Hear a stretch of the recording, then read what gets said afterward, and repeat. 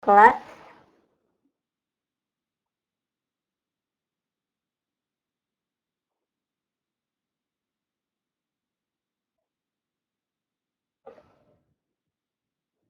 Oh ya, udah nih ya. Waalaikumsalam warahmatullahi. Saya absen dulu ya. Yang baru datang silakan menulis namanya di chat.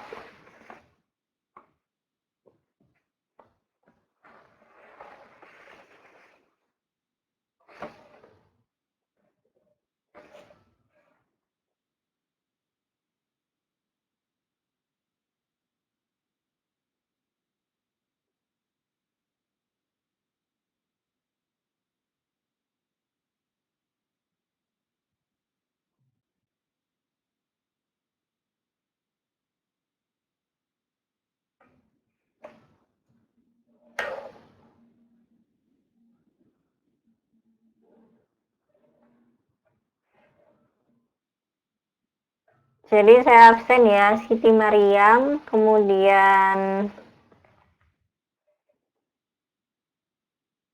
Agus Susianti, lalu Teguh Susanti, kemudian Siti Aminah, kemudian Watini. Yang belum saya sebutkan siapa? Suaranya double. Oh, masa? Yang lain gimana? Double nggak suara saya di tempat lain? Nggak ya? Oh, mungkin apa punya Agus Susianti ini speakernya atau settingan suaranya mungkin. Soalnya yang lain nggak double.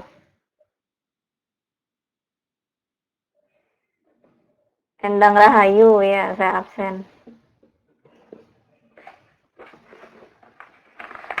Baru 6 orang ya ini.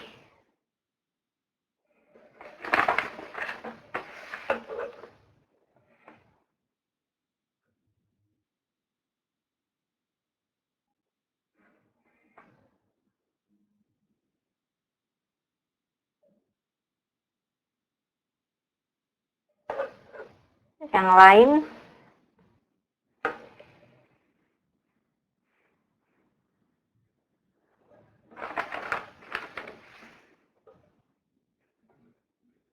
8 orang.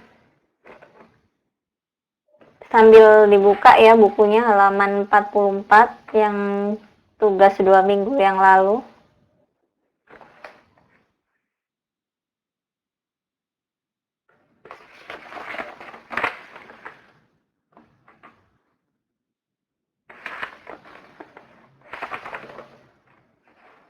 Tapi ya, kotiah sudah dicatat.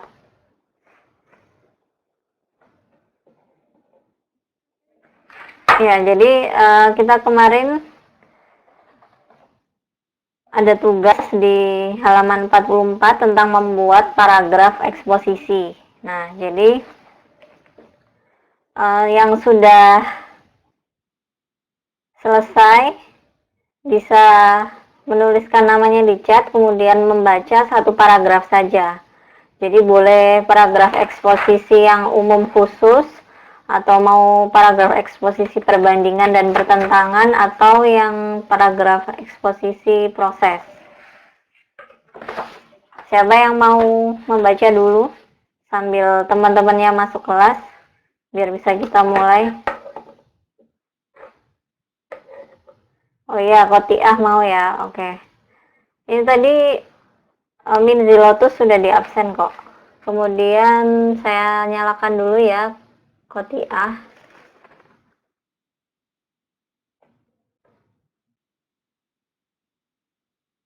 Antri ya, setelah itu Watini, kemudian Ayu.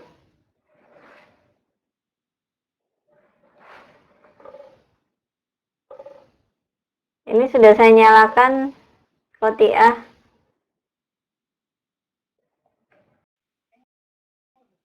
Ya, oke, dengar. Silakan mau paragraf eksposisi yang Umum khusus atau perbandingan? Kalau yang karangan eksposisi itu Iya, kalau yang karangan eksposisinya. Oh, karangan eksposisinya boleh. Iya, itu yang tugas 2 ya. Atau mau yang itu juga boleh. Oh iya. Langsung dibacakan. Udah saya baca itu ya, Bu. Topiknya kemacetan lalu lintas. Ya, silakan. Banyak di kota-kota besar terjadinya kemacetan lalu lintas di jalan raya. Sebenarnya kemacetan lalu lintas sudah merupakan hal yang tidak aneh. Meskipun demikian, kemacetan lalu lintas merupakan keadaan yang sangat menjengkelkan kita sebagai pengguna jalan. Jika kita perhatikan, pada waktu-waktu yang tertentu lalu lintas di jalan raya terjadi kemacetan. Jika kita perhatikan pada waktu-waktu yang tertentu lalu lintas di jalan-jalan raya terjadinya kemacetan pada waktu pagi hari. Kemacetan mulai terasa ketika masyarakat mulai berangkat ke tempat mereka bekerja, serta para pelajar yang ingin berangkat ke sekolah dan warga masyarakat yang ingin melakukan aktivitas ke tujuan masing-masing. Dan pada siang hari, kemacetan lalu lintas tampak lebih parah. Dan juga waktu sore hari,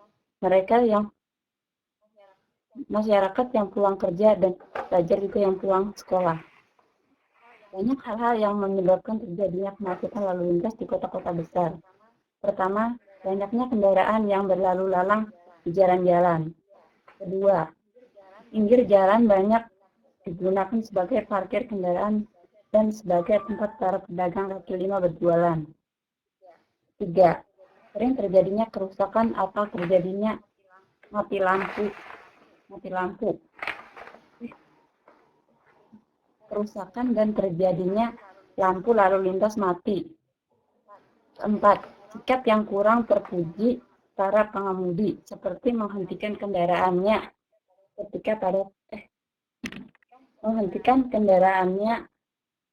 tidak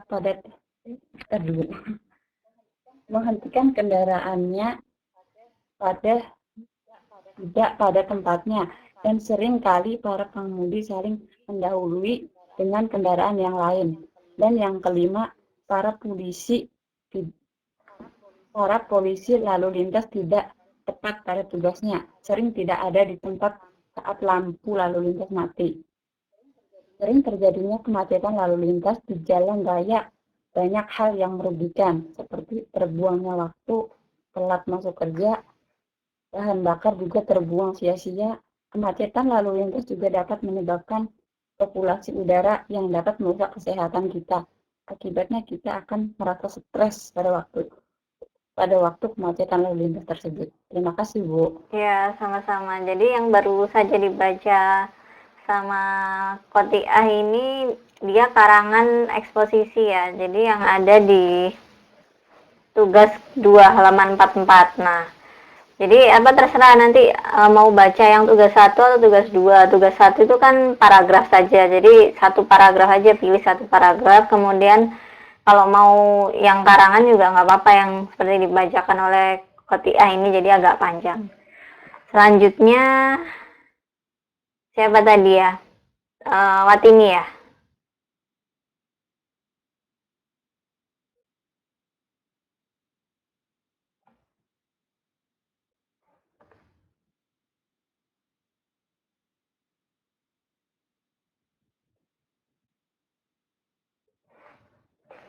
Ya, Watini, mikrofonnya sudah saya nyalakan.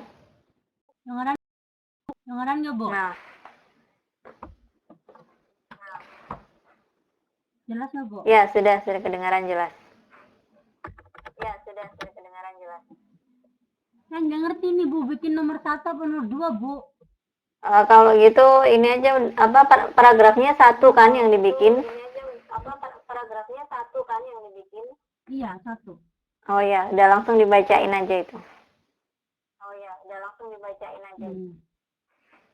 Judulnya juga ya, Bu ya? Iya, boleh. Topiknya ya. Judulnya Jokowi dan Slang belusukan Jakarta bersih. Slang adalah grup band favoritku. Sebuah grup musik rock and roll dibentuk oleh Bim Bim pada tanggal 26 Desember 1983. Dengan personil kakak vokal Bim Bim drum, Ridwan gitar, Ivan bass, dan Abdi gitar. Keinginan yang kuat untuk menciptakan lagu sendiri dan berhasil menjadi musisi paling bersejarah dan dikenal sepanjang masa di Indonesia. Yang tetap berdiri sampai sekarang sudah 30 tahun berkarya. Kesukaannya pada grup band rock membuat Gubernur DKI Jakarta Joko Widodo atau lebih akrab dipanggil Jokowi yang adalah salah satu band favoritnya. Jokowi mendatangi markas grup band yang di Jalan Protol 14 Jakarta guna event selaku manajer sedang dan ibu dari Bim Bim Drum menyambut jabatan tangan mantan wali kota Solo itu bersama istrinya dengan senyuman. Tujuan Jokowi mengajaknya untuk mengangkat para selengkap tentang pentingnya buang sampah pada tempatnya. Setiap hari warga ibu kota menghasilkan 6.000 ton sampah. Oleh karena itu, Jokowi mengajak warga untuk tidak membuang sampah sembarangan agar tidak tergenang banjir. Kemudian Jokowi duet bersama kakak slang membawakan lagu-lagu slang. Masyarakat dan para slangers sangat berantusias dengan adanya belusukan ini. Jokowi berharap slang bisa mengajak para slangers untuk cinta damai dan peduli terhadap lingkungannya. Dalam pidatonya, Jokowi menyampaikan terima kasih atas kerjasamanya dan selamat ulang tahun untuk slang yang ke-30. Semoga slang selalu memberikan inspirasi lewat lagu-lagunya. Dan atas suksesnya peluncuran slang movie. Selama Republik ini masih berdiri, slang nggak ada mati. Sukses buat slang. Oke, sudah ya, terima kasih. Selanjutnya. Bu, saya dipanggil ya Bu, maaf ya Bu. Oh iya. Ayu Mas Ayu ya, ini saya nyalakan mikrofonnya.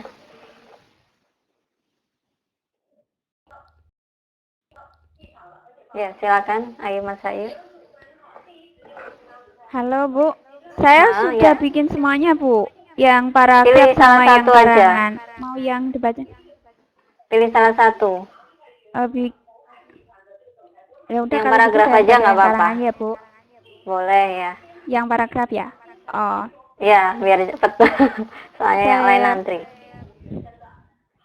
Oke. Paragraf umum khusus. Judulnya negara berkembang.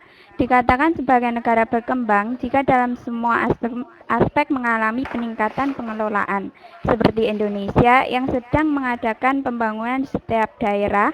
Yang terpenting adalah aspek pendidikan, karena bukan hanya penting bagi diri sendiri, tapi masa depan bangsa dan negara ada di tangan generasi muda. Nantinya akan tumbuh bibit-bibit unggul pembentuk bangsa dan negara berkembang bisa menjadi maju. Sudah Bu, terima kasih. Oh ya, sama-sama ya. Itu benar, termasuk contoh dari paragraf eksposisi pola pengembangan umum khusus. Seperti yang baru saja dibacakan oleh Endang Rahayu ya. Selanjutnya ke siapa ini?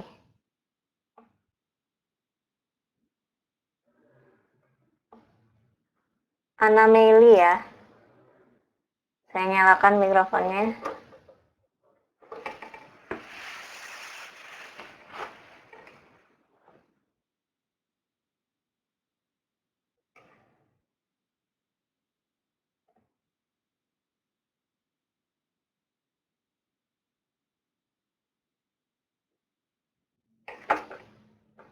Halo?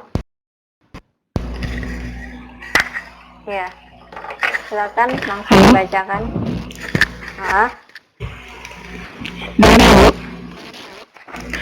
Kemereset, suaranya kemereset. Ini saya membuat paragraf berisik ya? Ya. Suaranya berisik ya?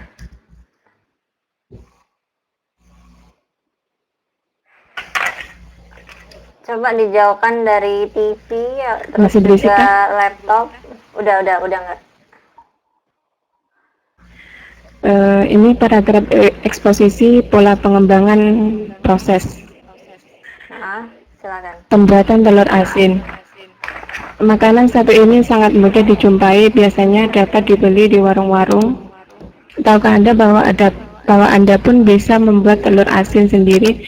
Caranya, siapkan telur bebek, bersihkan telur bebek tersebut setelah itu wadahkan dalam toples, kemudian tuangi dengan air garam, tutup rapat toples tersebut, rendam selama 12 hari. Untuk hasil yang lebih awet dan tahan lama, rendam selama 3 minggu. Udah Bu, terima kasih. Oke, ya. Terima kasih. Itu termasuk contoh dari paragraf eksposisi pola pengembangan proses. Selanjutnya ke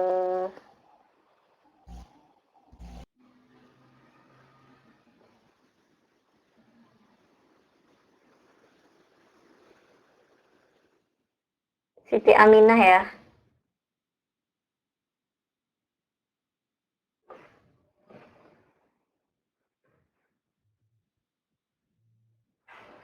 Silakan dibacakan. Ya, Waalaikumsalam. Saya catat. Ya udah, Mbak Bos, aku lagi belajar, nanti aku telepon lagi. Assalamualaikum. Halo, Siti Aminah. Halo. Iya, Iya Bu. langsung dibaca ya paragrafnya. Iya, ini semua ya Bu, yang 3 sama yang 1 ya. Pilih salah satu aja. Jadi mau baca paragraf dan dipilih salah satu.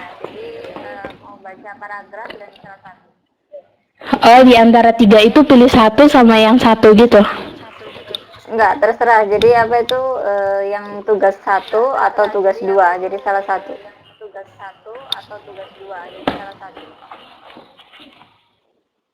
Oh, ya udah. Aku pilih tugas 1 ya Bu, yang perbandingan dan Boleh. pertentangan. Ya, silakan. Motivasi atau semangat penting untuk kita agar hari-hari kita penuh warna, optimis dan selalu berpikir positif, menjadikan kita lebih percaya diri. Tanpa adanya motivasi, hari-hari kita akan penuh dengan keluh kesah, bosan, jenuh. Bisa dibayangkan semua orang memiliki sifat pemalas dan tidak mau berpikir ke depan. Bagaimana nasib generasi penerus kita dan juga bangsa kita. Udah itu aja Bu. Terima Ya, kasih. terima kasih. Sama-sama.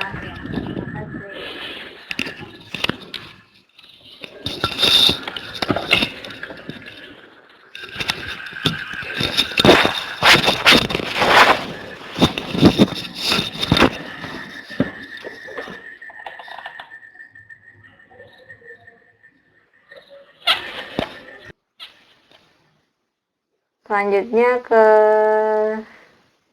siapa ya? Eka.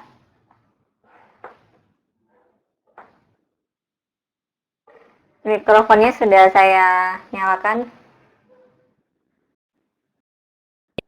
Ya, Assalamualaikum warahmatullahi wabarakatuh. Waalaikumsalam, silakan. Dengar kan? Mau baca yang mana?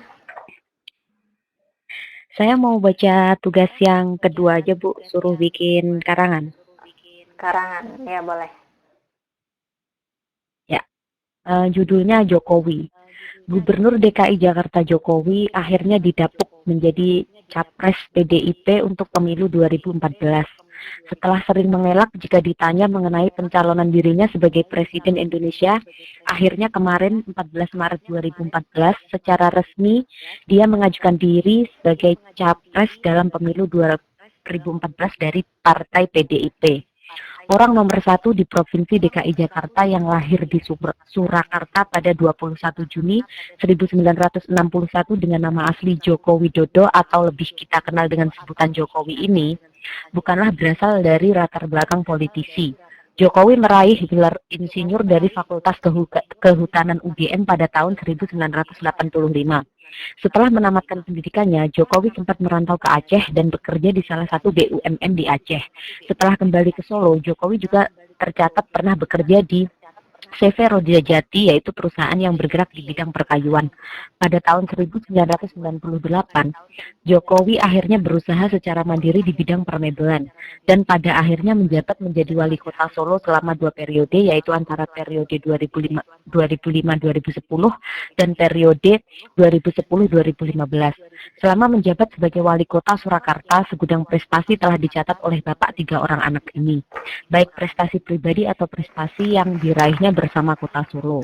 Antara lain sebagai berikut: 10 tokoh di tahun 2008 dari majalah Tempo, Universitas Negeri 11 Maret Surakarta Award, Karta Politika Award 2011, Wali Kota Teladan dari Kementerian Dalam Negeri 2011. Sedangkan prestasi yang dia ukir bersama kota yang mempunyai moto The Spirit of Java ini antara lain yaitu kota dengan tata ruang terbaik kedua di Indonesia tahun 2009, Piagam Citra Bakti Abdi Negara dari Presiden Republik Indonesia Susilo Bambang Yudhoyono, penghargaan dari Departemen Keuangan berupa dana hibah sebesar 19,2 miliar untuk pelaksanaan pengelolaan keuangan yang baik 2009, penghargaan UNICEF untuk program perlindungan anak, dan masih banyak lagi. Saya hanya orang awam politik saat menulis artikel ini. Tapi sejauh mata saya dapat lihat, telinga saya mampu dengar, dan hati saya mampu merasa, Jokowi adalah sosok pemimpin yang dibutuhkan negara Indonesia saat ini. Semoga jika beliau dapat menjadi Presiden Indonesia, beliau dapat mengobati luka bangsa yang telah menganga ini. Sudah Bu, terima kasih. Ya, sama-sama. Terima kasih, Eka. Selanjutnya ke siapa ya? Fatmi ya.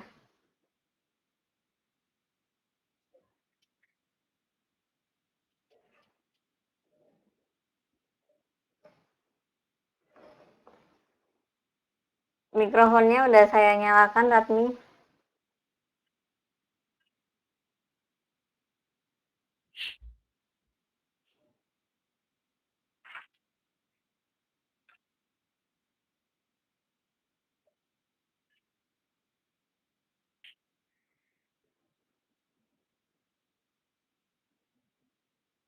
Ya, halo, Ratmi. Bisa bersuara?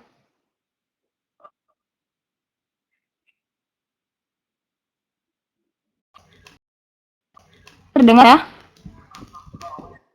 Halo. Ya, silakan. Saya memilih yang tugas kedua ya Bu, buat karangan. Oh ya. Judulnya ini yang paragraf eksposisi pola perbandingan dan pertentangan. Judulnya perkembangan bisnis online meningkat. Akses internet yang semakin mendukung sangat membantu dan mempermudah siapapun yang hobi berselancar di dunia dengan teknologi yang semakin canggih seperti saat ini. Layanan apapun bisa dengan mudah didapat hanya dengan membuka Yahoo atau Google. Tidak perlu keluar rumah untuk mendapatkan barang atau sesuatu yang diinginkan. Berbeda dengan puluhan tahun yang lalu, di mana setiap orang masih awam dan bisa dihitung dengan jari siapa saja yang memiliki alat komunikasi seperti handphone. Sekarang hampir setiap manusia memiliki handphone dengan layanan internet yang mendukung. Hal ini tentunya membuat banyak manusia berpikir dan memanfaatkan layanan yang semakin mudah dijangkau. Terbukti dengan menjamurnya bisnis online seperti jualan baju, alat-alat elektronik, produk kosmetik, dan lain-lain. Calon pembeli dengan mudah bisa melihat dan memesan barang yang ditawarkan oleh pembisnis online melalui layar ponsel atau komputer yang dilengkapi layanan internet. Barang semakin mudah didapat. Cukup memesan, meninggalkan nama, alamat, serta nomor telepon yang bisa dihubungi. Barang akan langsung sampai di depan rumah dengan jasa kurir. Pembayaran pun bisa sangat simpel. Begitu barang diterima, uang bisa langsung dikasih kepada orang yang mengantarkan atau kurir barang yang mengantar. Udah Bu, terima kasih. Assalamualaikum. Ya, sama-sama. Waalaikumsalam. Selanjutnya ke Santi ya. Ini Santi udah ngacung.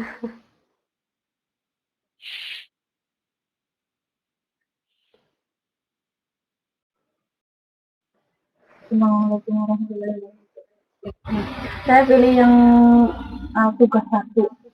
Judulnya, topiknya lapangan kerja. Semakin Pola bertambahnya jumlah pengembangannya apa? penduduk di Indonesia membuat lapangan eh masuk ke umum khusus. Umum khusus ya, oke. Semakin bertambahnya jumlah penduduk di Indonesia membuat lapangan kerja semakin sempit karena tidak seimbangnya jumlah penduduk dan lapangan kerja yang tersedia. Maka mengakibatkan pengangguran meningkat. Tak mudah memang dalam menangani masalah seperti ini. Dibutuhkan kerjasama antara pihak pemerintah dan masyarakat. Program KB merupakan salah satu cara mengurangi pertambahan penduduk. Mempermudah izin usaha untuk pengusaha kelas bawah dan menengah juga bisa membuat terciptanya pertambahan lapangan kerja. Terima kasih. Ya, sama-sama. Itu dulu. Iya. Selanjutnya ke siapa ini? Ginzil.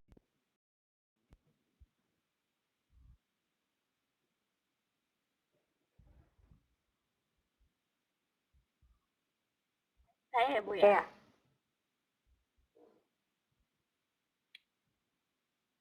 Saya Bu ya. Saya Iya. itu paragraf 1. Boleh. Facebook telah Ini pola pengembangannya apa? situs networking terbesar saat ini. Ada paragraf eksposisi. Oh, Bu. Pengembangannya? Lanjut ya. Facebook telah menjadi situs. Iya, boleh. Perkembangannya Facebook telah menjadi situasi sosial networking terbesar saat ini. Ada begitu banyak manfaat Facebook yang bisa kita dapatkan. Walaupun sekarang banyak yang menyalahgunakan Facebook untuk tindakan kriminal, namun jika kita menggunakannya dengan bijak, maka justru banyak manfaat yang bisa kita dapatkan. Tapi bukanlah setiap benda memiliki dua sisi terang dan gelap. Contohnya narkoba yang dapat membuat Anda mati. Tapi itu juga penting kan untuk medis.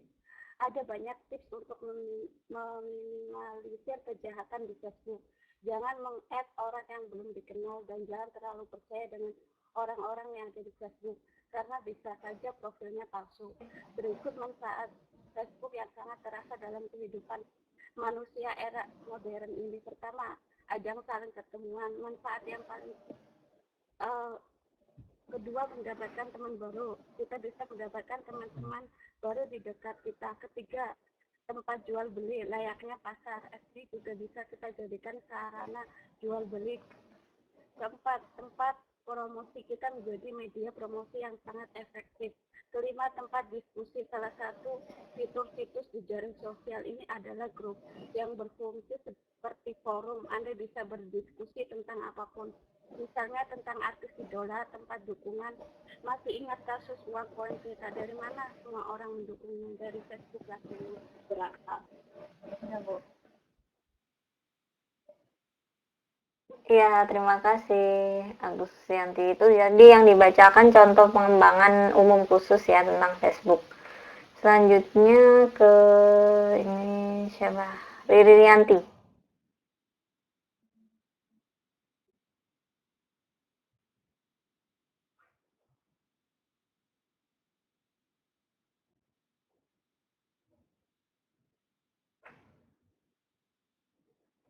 Ya, mikrofonnya udah saya nyalakan, Riri.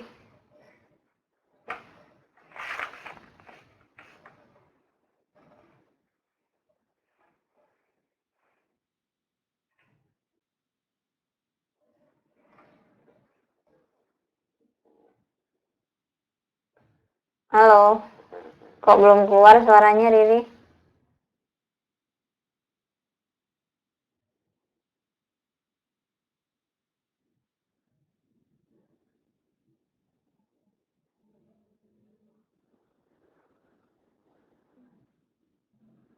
Suaranya nggak ada, belum keluar.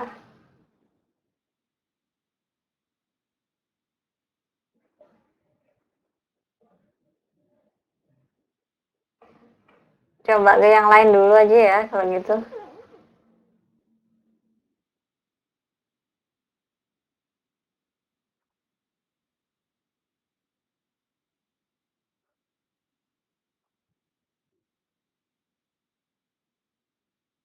Coba Awin Mu'alifah. Bisa keluar suara?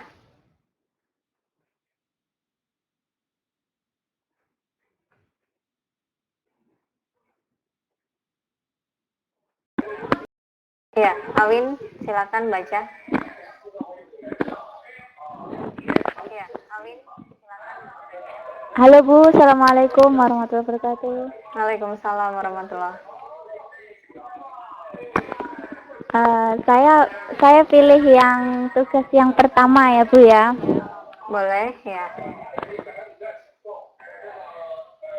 Halo Bu. Ya, pola pengembangannya apa? Ya, makasih. Ibu Ya, pola pengembangannya apa? Tentang ibu.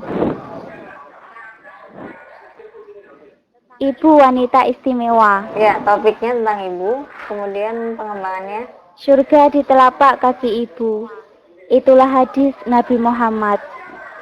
Ibu, ibu, dan ibu. Hormatilah ibumu sebelum engkau hormat dan sayang terhadap ayahmu. Itu pula penegasan dari Nabiku Muhammad. Ya, beliaulah adalah sosok wanita perkasa di mataku.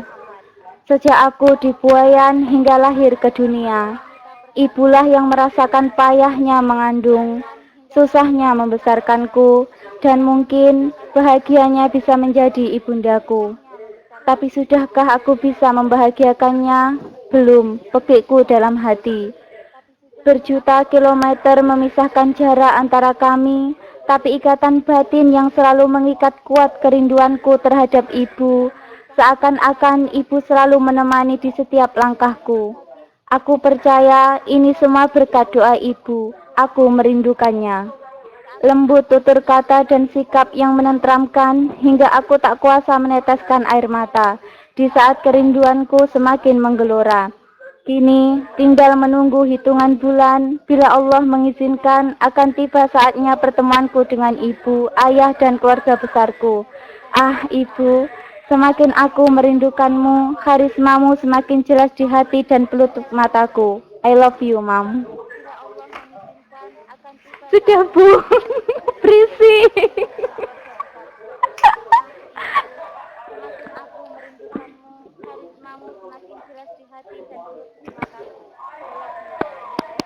Oke, terima kasih. Iya, itu contoh pengembangan umum khusus ya. Iya, itu contoh pengembangan. Dimatikan dulu mikrofonnya.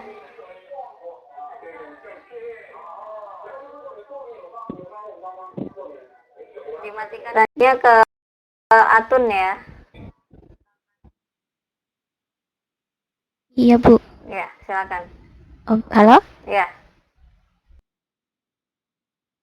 Atunia.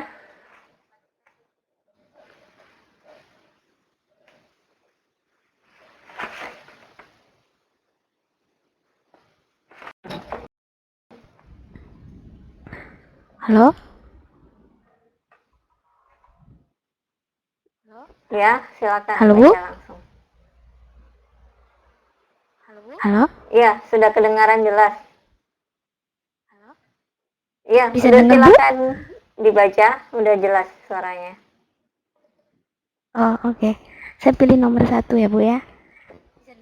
Paragraf Bisa, eksposisi bisa. klasifikasi. Kayaknya yang nggak bisa denger ini yang mikrofonnya Atun. Iya, judulnya bantuan pembangunan. Ya, pemerintah akan memberikan bantuan pembangunan rumah atau bangunan kepada korban gempa. Bantuan pembangunan rumah atau bangunan tersebut disesuaikan dengan tingkat kerusakannya. Warga yang rumahnya rusak ringan mendapat bantuan sekitar 10 juta. Warga yang rumahnya rusak sedang mendapat bantuan sekitar 20 juta. Warga yang rumahnya rusak berat mendapat bantuan sekitar 30 juta. Calon penerima bantuan tersebut ditentukan oleh aparat desa tempat dengan pengawasan dari pihak LSM.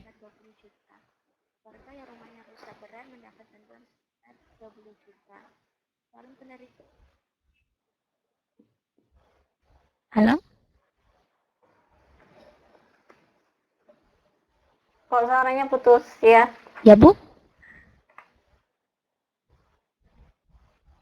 Langsung diteruskan. Halo?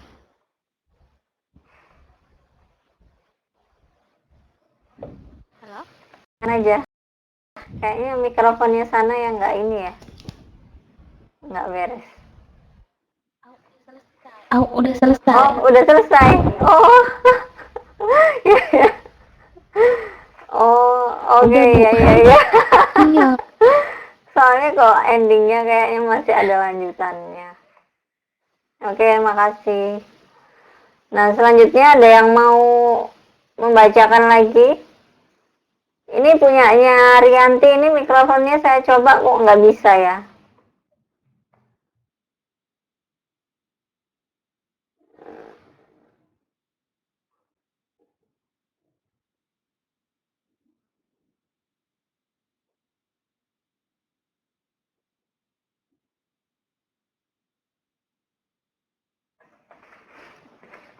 Kalau gitu kita lanjut ya. Yang lain sudah kan?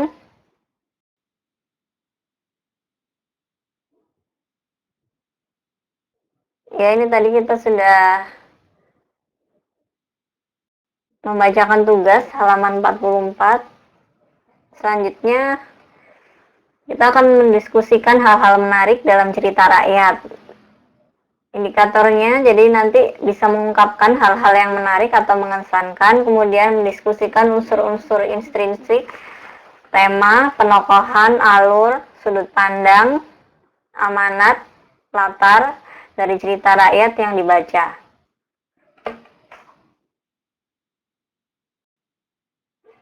Nah, kemudian di halaman 45 ada cerita rakyat acara kasada. Nah, silakan membaca secara skimming atau secara cepat selama 5 menit. Kemudian kita bahas unsur intrinsiknya. Dimulai dari sekarang ya, 5 menit.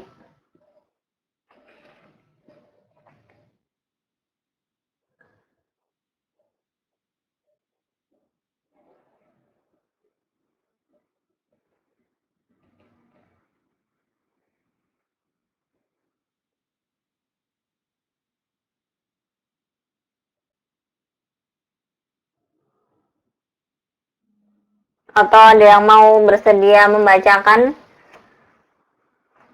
seluruhnya? Siap? Kodiah, oh ya boleh.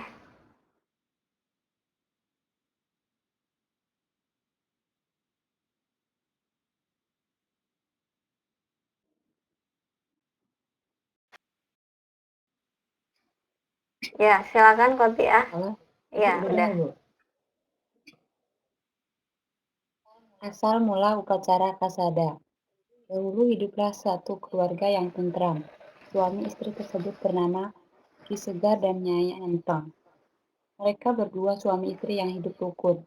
Tidak pernah terlintas kemurungan maupun kesedihan dalam wajahnya. Sungguh mereka merasakan nikmat dan rahmat dari Tuhan Yang Maha Esa. Mereka bekerja bersama mengolah tanah untuk memenuhi kebutuhan hidup mereka. Keadaan alam sekitar tempat tinggal suami istri tersebut sangatlah menyenangkan. Udara bersih, tanah subur, air sungai mengalir dengan bersihnya. Memang suasana alam pun ikut membantu kedamaian suami istri ini. Hari-hari telah dilaluinya dengan cepat. Usia pun merambat dengan cepat. Kebahagiaan dan kedamaian telah dilaluinya. Barulah mereka tersentak dan sadar bahwa mereka pun merasakan kesepian tanpa kehadiran anak sampai usia senja. Keinginan mempunyai anak semakin besar. Mereka menempuh jalan dengan cara bersemedi agar mendapatkan anak. Setiap hari mereka berdoa di kaki Gunung Bromo. Karena doa tersebut tiada henti setiap hari, akhirnya mereka pun dikabulkan oleh Dewa Brahma. Pada saat betapa Nyai Antang mengatakan kesediaannya, yang penting segera dikaruniai anak. Waktu berjalan terus, apa yang didengar waktu bersemedi menjadi kenyataan. Nyai Antang hamil. Mereka berdua merasa senang dan bahagia karena anak yang didambakan akhirnya akan datang juga. Setelah genap bulannya, Nyai Antang melahirkan seorang anak laki-laki. Anak tersebut diberi nama Kusuma. Bayi tersebut tumbuh dengan cepatnya. Badannya sehat dan lagi wajahnya sangat tampan. Mereka memelihara anak dengan penuh kasih sayang. Anak Nyai Antang pun genaplah berjumlah 25 orang. Anak mereka hidup dengan penuh kegembiraan dan ketentraman. Sampai-sampai Nyai Antang dan Ki Segar lupa akan janjinya. Meski lama tanggung waktunya, namun janji tetap janji. Pada saatnya akan ditagih juga. Gunung Bromo mulai memberi tanda-tanda peringatan. Suara Gunung Bromo gemuruh, asap berkebul-kebul. Nyai Antang dan Ki Segar pun teringat akan janjinya. Perasaan sedih dan sekal merasa hati mereka. Bagaimana mungkin mereka akan tega melemparkan anak kesayangannya ke Gunung Bromo? Bagaimana mungkin mereka akan tega melemparkan anak kesayangannya ke Gunung Bromo? Mereka berdua berusaha menghilangkan perasaan sedih. Seandainya dapat diganti persembahan kepada Dewa Gunung Bromo, yakni bukan anaknya melainkan dirinya. Hal itu tak mungkin terjadi. Dewa mungkin menghendaki anaknya yang sulung, bukan dirinya yang sudah tua. Dari hari ke hari, Nyai Antang semakin menderita tekanan batin karena harus menyerahkan anak sulung yang paling tampan dan paling disayang. Sementara Gunung Bromo semakin bereaksi terus. Letusan mulai terjadi. Perlahan lahar pun dengan dasarnya. Saat itu pun Nyai Antang bermimpi bahwa Dewa Brahma menagih janji. Apabila tidak ditepati, kedua 25 anaknya sekaligus akan meninggal secara paksa. Selesai mendengarkan ucapan Dewa Brahma, terbangun Nyai Antang dari tidurnya. Ia tidak dapat berbicara. Ia hanya menangis terus. Teringat akan mimpinya. Kusuma, anak sulungnya sudah menginjak dewasa. Ia melihat ibunya sedih terus. Setiap hari maka bertanyalah Kusuma kepada ibunya. Mengapa ibu tampak sedih? Apakah boleh saya mengetahui sebab musibahnya, Bu? Jawab Nyai Antang. Anakku Kusuma, ibunya harus mengorbankan engkau di kawah Gunung Bromo. Ibumu tidak sampai hati untuk melemparkan dirimu, Nak. Apabila tidak, semua saudaramu dan engkau akan diambil secara paksa oleh Dewa Brahma. Mendengar kata-kata ibunya, Kusuma tertegun diam seribu bahasa. Hatinya sedih, namun kemudian ia berkata, "Sudahlah, Bu, hilangkan perasaan hati ibu. Saya bersedia menjadi korban demi ayah dan ibu, adik-adik serta keselamatan orang-orang Tengger pada umumnya. Saya rela menjadi korban, Bu." Begitu terharu mendengar kata-kata anaknya hingga sang ayah dan ibu jatuh pingsan. Pada hari yang telah ditentukan, dibawalah Kusuma ke kawah Gunung Bromo. Ia serahkan sebagai korban. Kemudian ia dilemparkan ke Gunung Bromo, disaksikan oleh orang-orang sekitar kaki Gunung Bromo. Korban Kusuma oleh Nyai Antang dan Ki Segar diterima oleh Dewa Brahma. Saat itu Gunung Bromo tidak lagi terdengar suara gemuruh. Jadilah Gunung Bromo tentram, tenang, kembali seperti semula. Petani mulai mendengarkan sawah dengan tentram. Petani mulai mengerjakan sawah dengan tentram dan aman. Demikian juga Nyai Antang dan Ki Segar serta kedua 4 anaknya yang hidup dengan tenang. Sampai kini masyarakat Tengger mengadakan upacara korban di bawah Gunung Bromo untuk menghormati roh Kusuma. Namun yang dijadikan korban bukan lagi manusia, melainkan berupa sesaji kepada kerbau dan hasil panennya. Udah, Bu, terima kasih, Bu. Iya, sama-sama. Ya, nah jadi setelah dibacakan cerita rakyat oleh Kotiah, kemudian kita membahas unsur intrinsiknya. Yang pertama tema. Nah ini saya coba tes Riri Rianti ya, ini mikrofonnya udah bisa apa belum?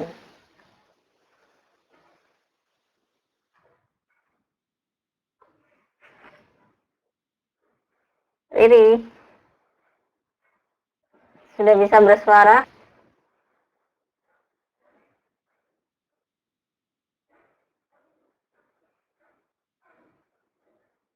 Kayaknya masih belum bisa ya suaranya keluar.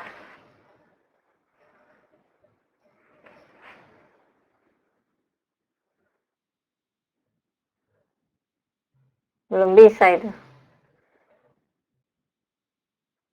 Ya sudah, kita langsung bahas ya. Nah, jadi temanya ini apa?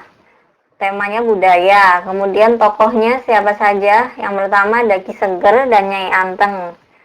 Ini wataknya dia sabar, pantang menyerah, yaitu mereka berusaha untuk mendapatkan anak, dan setelah mereka mendapatkan anak, mereka tidak menepati janji. Kemudian ada Dewa Brahma, ini sifatnya dia kejam karena dia meminta tumbal seorang anak yang tidak bersalah. Dan kemudian ada Kusuma, ini anak yang benar-benar berbakti ke orang tuanya dan dia berwatak pasrah. Kemudian selanjutnya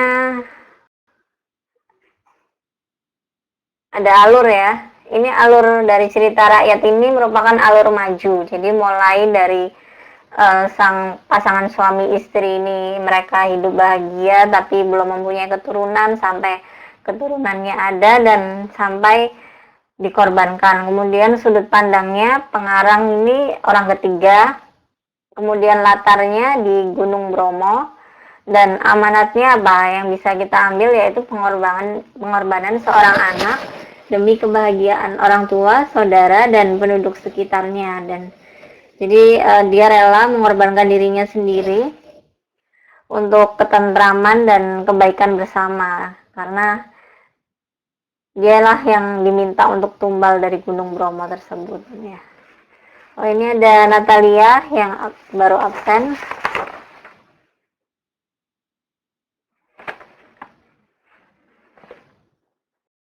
Oke, selanjutnya kita ke bagian E ya, memahami karakteristik puisi remaja.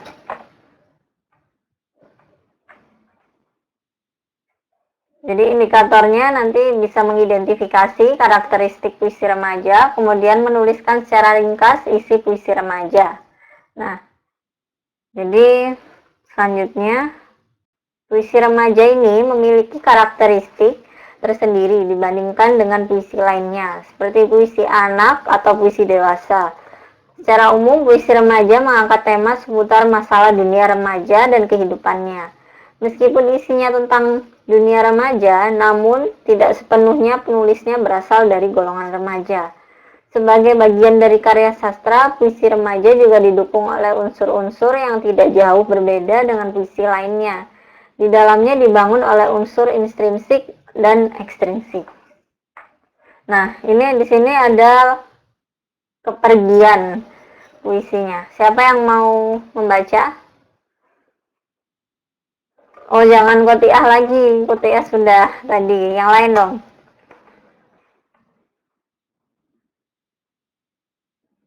Toxball ya.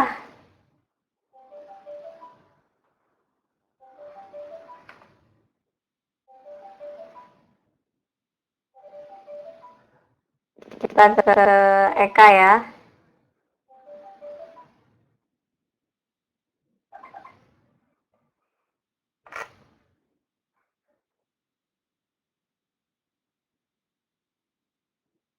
Bentar, saya nyalakan mikrofonnya Eka.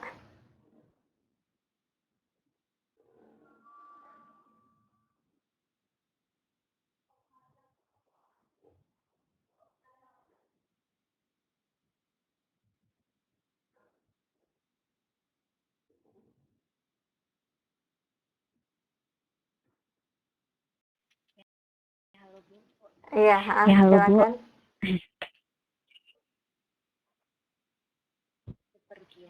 Kepergian. Terakhir sayangku. Terakhir kisahku.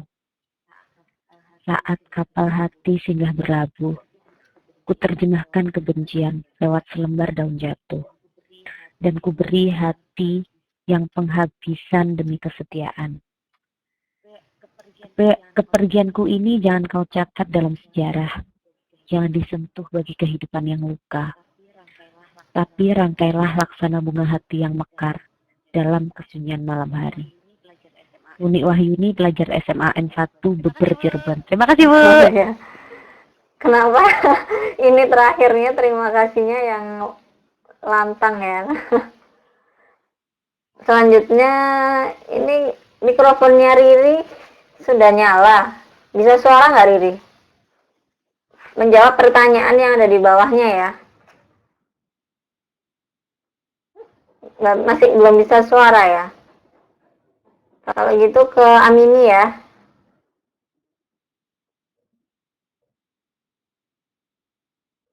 Ini saya nyalakan mikrofonnya Amini. Ya, Halo, dengar. dengar Bu? Dengar Bu? Halo. Ah, Jawabnya nomor 1 ya Bu.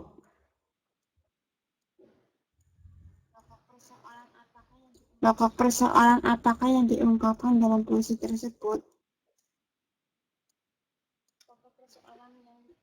Pokok persoalan yang ada adalah tentang seorang yang meninggalkan kekasihnya. Jadi lebih tepatnya pokok persoalannya ini putus cinta ya. Atau perpisahan. Dan kemudian pesannya, jadi jangan terus-menerus bersedih dengan kepergian seseorang. Kemudian kalimat mana yang menunjukkan pesan tersebut, yaitu kalimat ke-6 dan ke-7 ya. Jadi yang menyatakan kepergianku ini jangan kau catat dalam sejarah, jangan disentuh bagi kehidupan yang luka. Kemudian kesannya terhadap puisi ini yaitu menyentuh. Kemudian yang nomor 5 terakhir, buat paragraf singkat dengan kata-kata sendiri. Siapa yang mau membuat paragraf singkat dari puisi ini?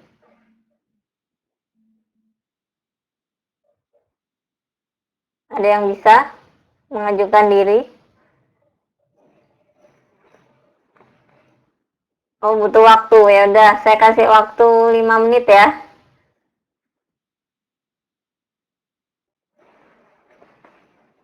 Oke, 5 menit.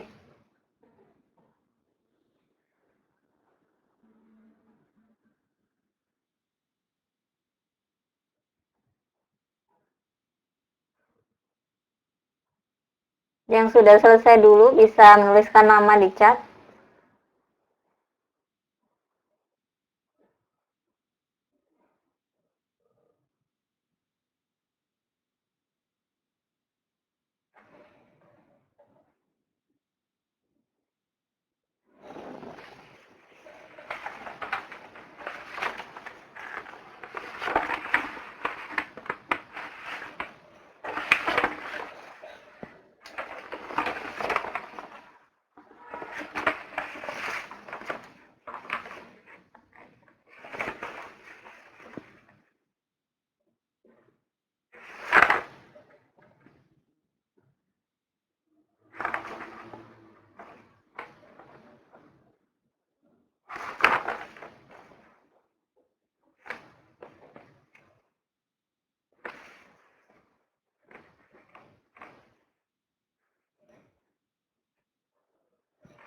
Jadi bikin paragraf ya.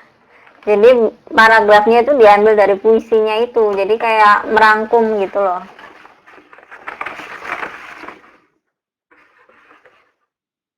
Ada yang udah selesai?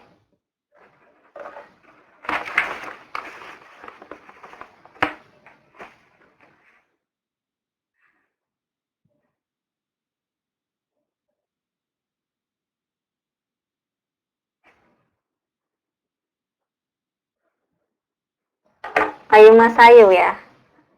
Sudah selesai, oke.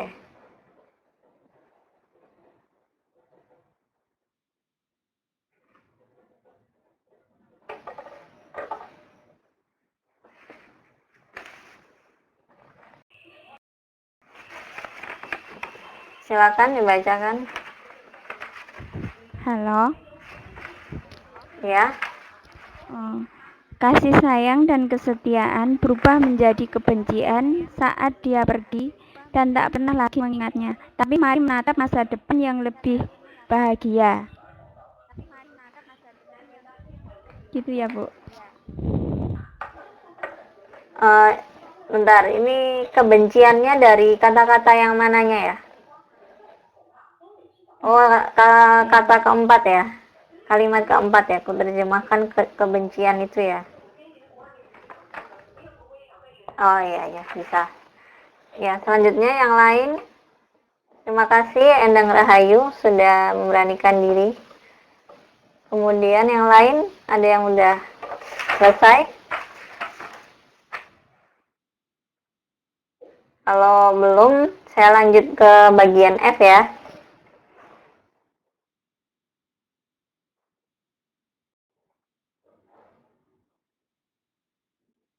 Nah, jadi di F ini menceritakan kembali isi cerita dengan kata-kata sendiri.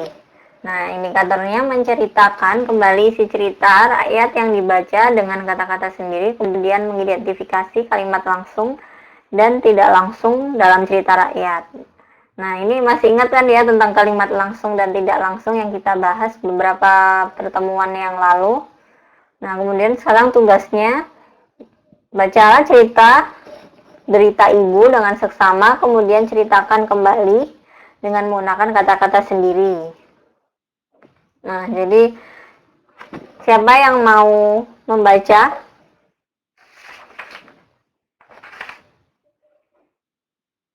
Kotiah lagi. Yang lain, Zidna Ilma ya, coba.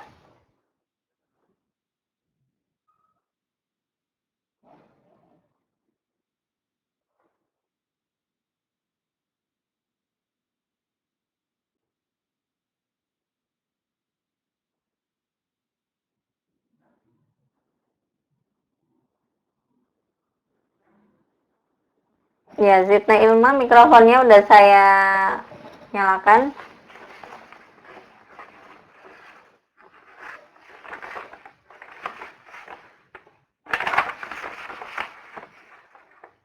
Halo, suaranya kok belum keluar?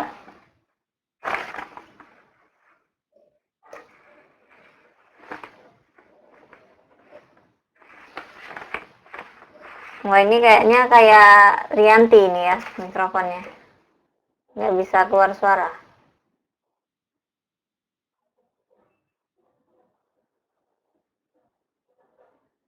Kalau gitu ke Santi ya.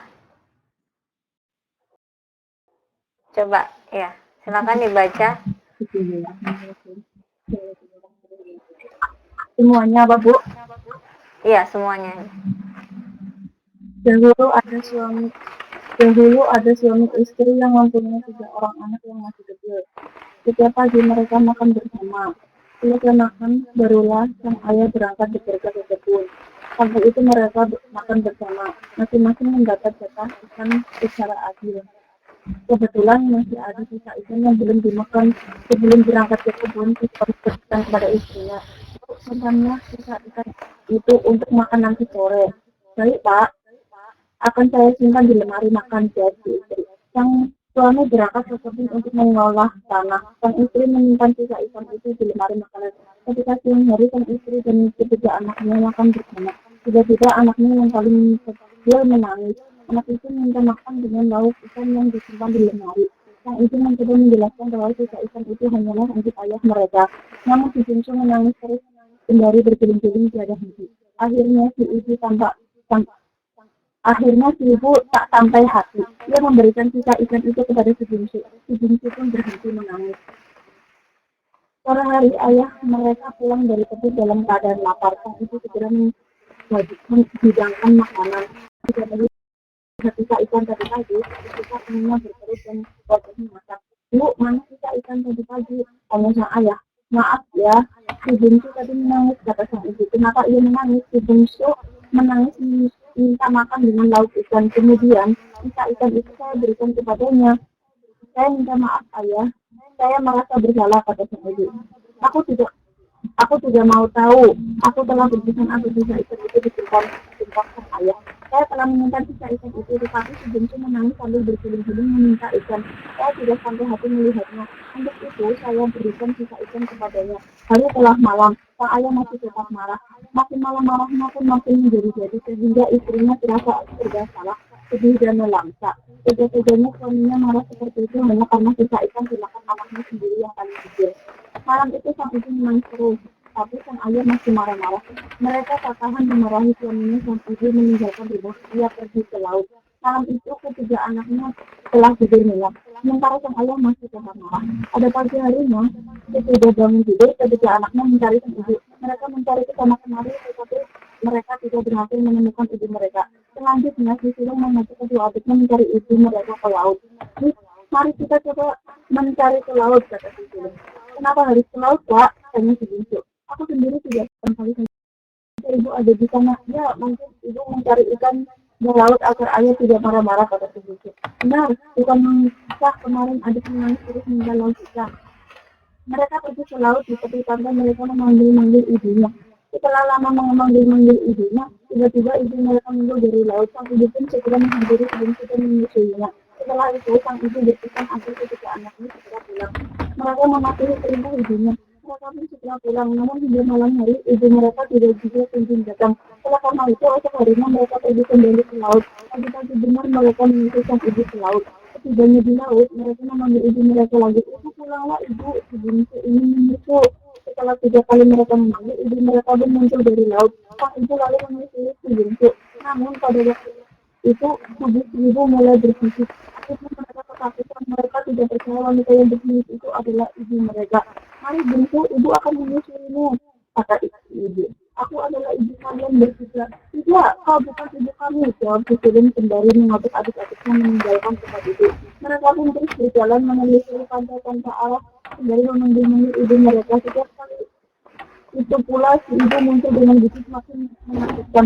Seluruh tubuhnya dipenuhi ikan jenis-jenis asal usul ikan jadi dilapis di tengah. Terima kasih. Ya, aduh, membacanya benar-benar super cepat ya ini. Terima kasih Teguh Susanti. Kemudian ini Ratmi dan Alin Mu'alifah mau membaca yang puisi kepergian. Ya udah, kita berikan kesempatan dulu ya ke Ratmi. Saya nyalakan mikrofonnya.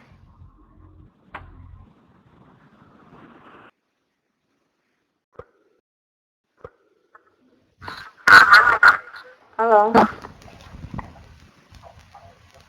Halo.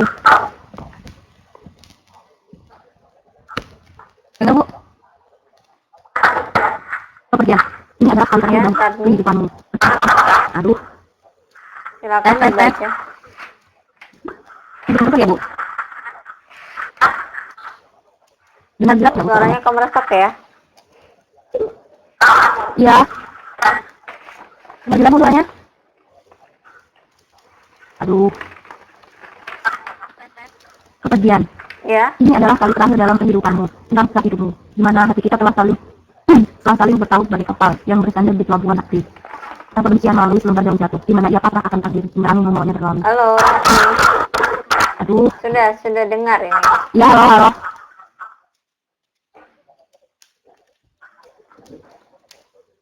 Nggak jelas ya, Bu, suaranya. Silakan dibaca.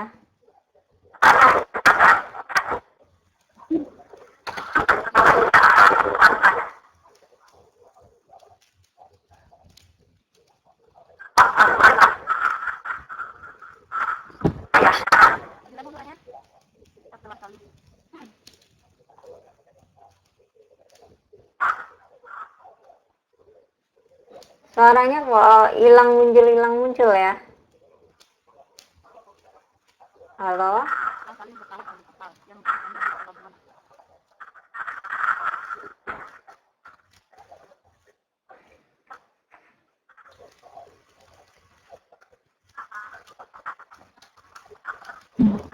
Kalau gitu kita ke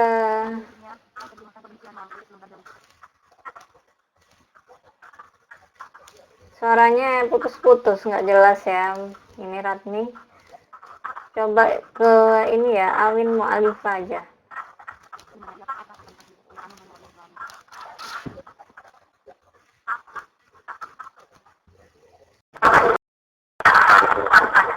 Halo, Awin Mu'alifah. Halo, Awin Mu'alifah. Halo, Iya, iya, silakan. Iya, iya. halo, halo Ibu. Halo, halo.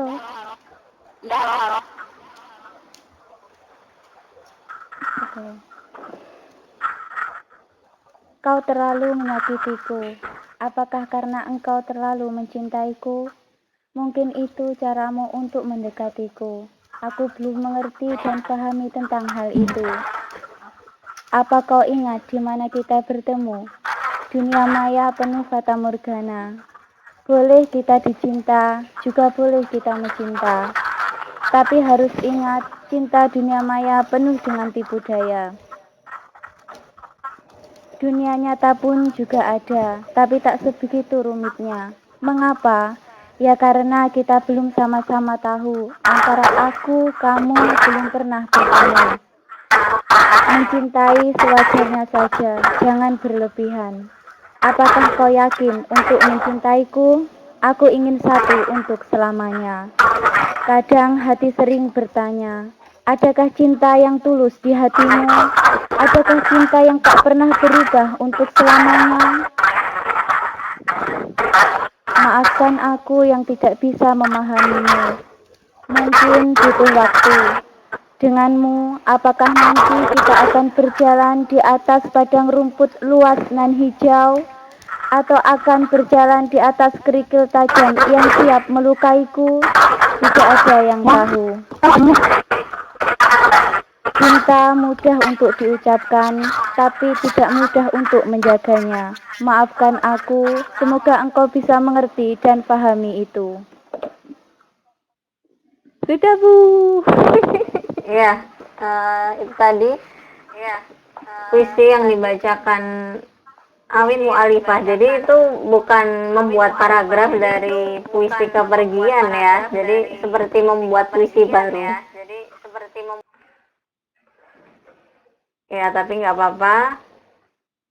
Kemudian kita lanjut ke yang balik lagi ya, Derita Ibu. Oh ya, ini mikrofonnya siapa ya yang masih bunyi?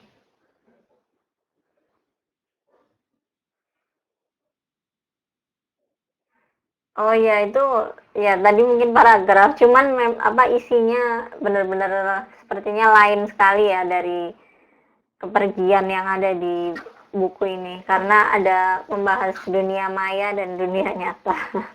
Dan itu tidak dibahas di puisi yang tercantum di sini. Nah, selanjutnya ini kan tugasnya menceritakan kembali dengan kata-kata sendiri untuk cerita Derita Ibu. Siapa yang mau menceritakan kembali tentang Derita Ibu?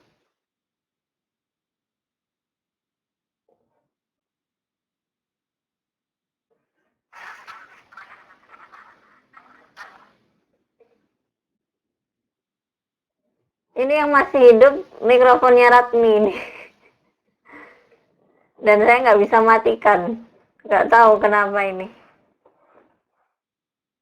Bukan baca ya, jadi menceritakan kembali. Jadi di sini kan Derita Ibu tadi sudah dibaca oleh Kotiah. Nah, sekarang menceritakan kembali itu dengan paragraf yang singkat.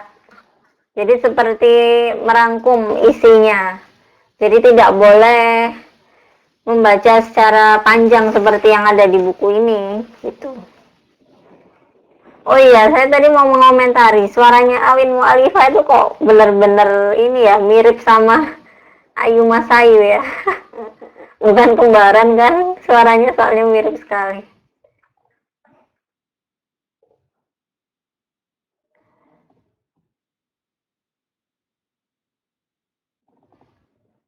Oh ya, ini Ayu Mas Ayu ya mau membacakan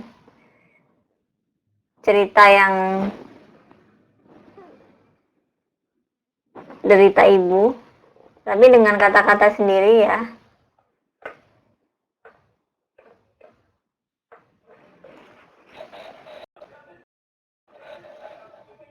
Ya, silakan.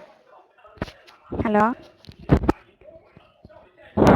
Iya, tuh kan suaranya sama. Sehati, Bu. Dahulu ada suami istri mempunyai 3 orang anak. Setiap hari mereka selalu makan bersama. Suatu ketika masih ada sisa ikan yang belum dimakan. Bapak berpesan untuk menyimpannya. Ketika siang hari si bungsu minta makan dengan lauk ikan. Karena menangis ibu memberikannya. Sore hari ayah pulang dari kebun melihat tidak ada ikan menjadi sangat marah. Walaupun ibu telah menjelaskannya. Ibu menjadi sedih. Kemudian pergi ke laut. Dan keesokan harinya anak-anak mencari ibunya ke laut. Mereka memanggil ibunya, tapi tiap kali muncul dengan seluruh tubuhnya dipenuhi sisik ikan. Demikianlah asal usul ikan duyung Sulawesi Selatan. Sulawesi Tengah. Mereka memanggil ibunya, tapi tiap kali muncul dengan seluruh tubuhnya dipenuhi sisik ikan. Demikianlah asal usul ikan duyung Sulawesi Selatan. Oh, ya. Ya, jadi jelas sekali pemaparannya oleh Endang Rahayu. Ya, intinya derita seorang ibu yang kemudian dia berubah menjadi putri duyung. Ya. Nah, selanjutnya kita ke latihan ya, halaman 49. Nah, ini silakan menjawab latihan halaman 49 sampai 50. Jadi bagian 1 dan bagian 2. Siapa yang mau membacakan nomor 1 dulu? Yang udah punya jawabannya, nomor 1.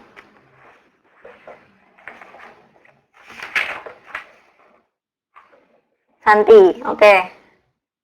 Bentar. Antri ya. Jadi Santi dulu. Kemudian nomor ya, silakan Santi. Nomor 1. Dari hari ke hari Nyai Anteng semakin menderita tekanan batin karena harus menyerahkan anak sulung yang paling tampan dan paling disayang. Sementara Gunung Bromo semakin beraksi terus. Letusan-letusan mulai terjadi. Lelehan lahar pun datang dengan derasnya. Saat itu pun Nyai Anteng bermimpi bahwa Dewa Brahma menagih janji. Jika tidak ditepati, ke-25 anaknya sekaligus akan diminta secara paksa. Nilai yang terdapat dalam penggalan berita rakyat di atas adalah D. Nilai kepercayaan.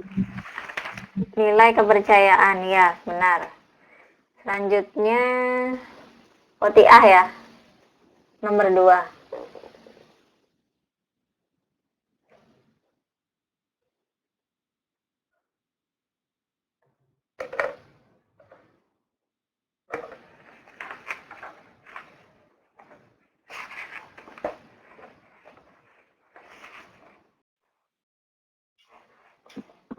Iya, silakan. Ya, Bu.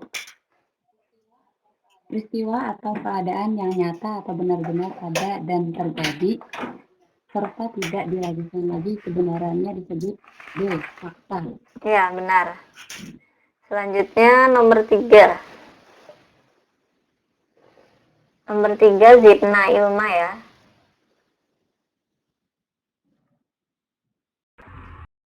Ya, silakan. Ya. Halo Bu. Halo. Waalaikumsalam, silakan langsung saja. Kalimat di bawah ini termasuk opini adalah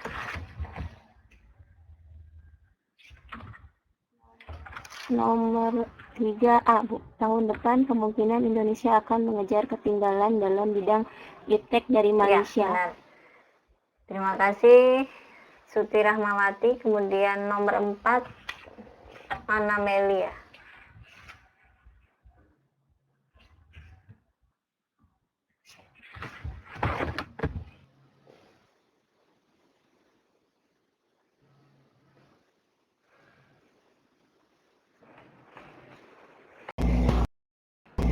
Ya, silakan. Halo. Ya, sudah dengar suara. Salah satu kedudukan bahasa Indonesia adalah sebagai bahasa nasional. Hal ini mulai ditetapkan sejak ditetuskan Sumpah Pemuda pada tanggal 28 Oktober 1928. Kedudukan ini disebabkan karena adanya kenyataan bahwa bahasa Melayu yang mendasari bahasa Indonesia telah menjadi lingua franca selama berabad-abad di tanah air kita. Pikiran utama paragraf di atas adalah salah satu kedudukan bahasa Indonesia adalah sebagai bahasa nasional. Terima kasih, Bu. Ya, sama-sama. Terima kasih juga. Selanjutnya nomor 5 ini siapa tadi? Amini ya, nomor 5.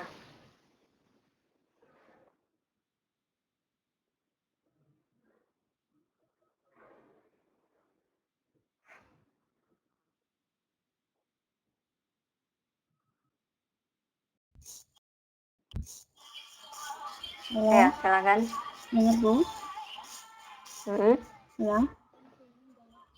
Menonton film dengan menggunakan kaset memiliki beberapa keuntungan dibandingkan dengan menonton film di layar lebar. Keuntungan yang paling mencolok adalah dalam hal biaya yang harus dikeluarkan. Biaya untuk menonton film dari kaset video lebih murah daripada menonton di bioskop. Paragraf di atas merupakan contoh paragraf eksposisi dengan pola pengembangan perbandingan benar. pertentangan. Selanjutnya nomor 6. 6 siapa ini? Minzilotus ya.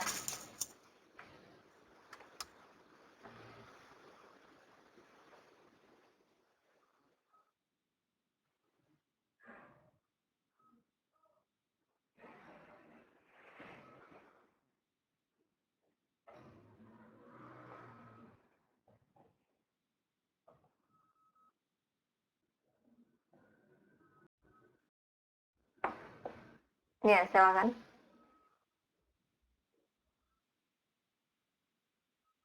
Halo. Agus Susianti. Nomor 6. Nomor berapa, Bu? Ya. Berapa, Bu?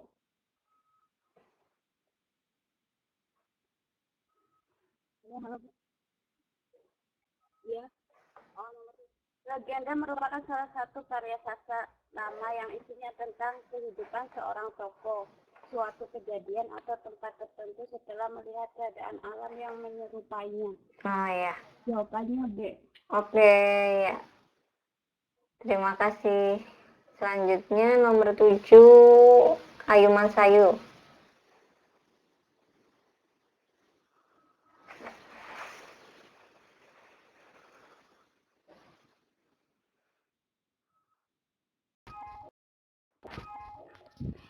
Ya, Bu, silakan. mau nanya dulu sebelum jawab. Mit itu kan cerita tentang apa ya, Bu? Dongeng ya, Bu? Sebelum jawab nanya dulu.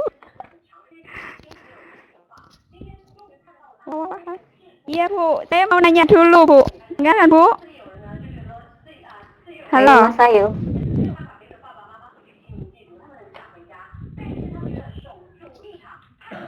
Halo, Bu.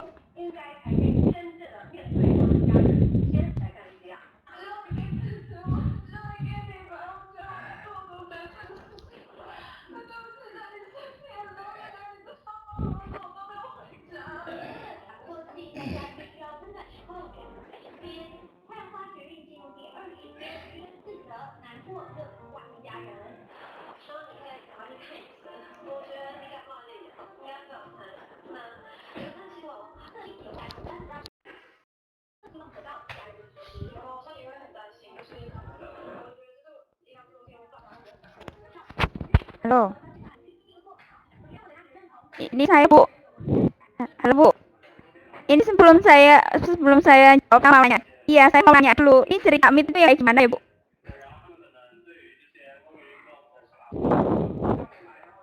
Ya.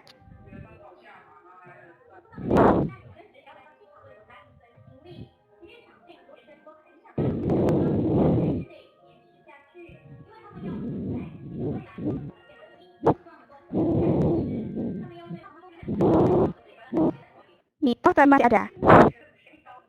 Nah, kalau mitos masih ada loh, jonggrang itu juga masih ada. Tangkuban perahu juga masih ada. Bedanya itu masih ada, Bu.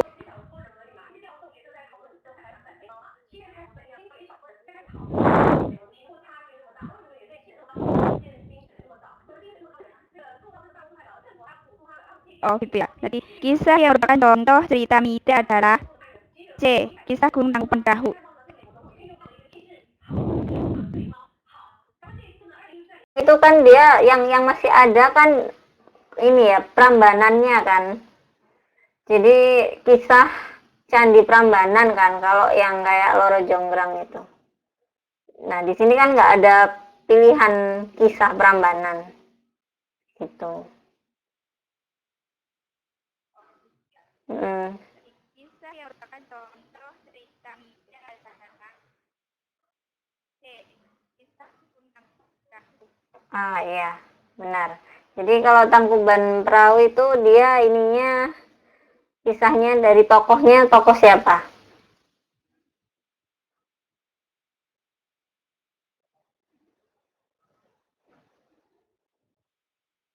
Ya, Sangkuriang, benar Watini. Selanjutnya nomor 8.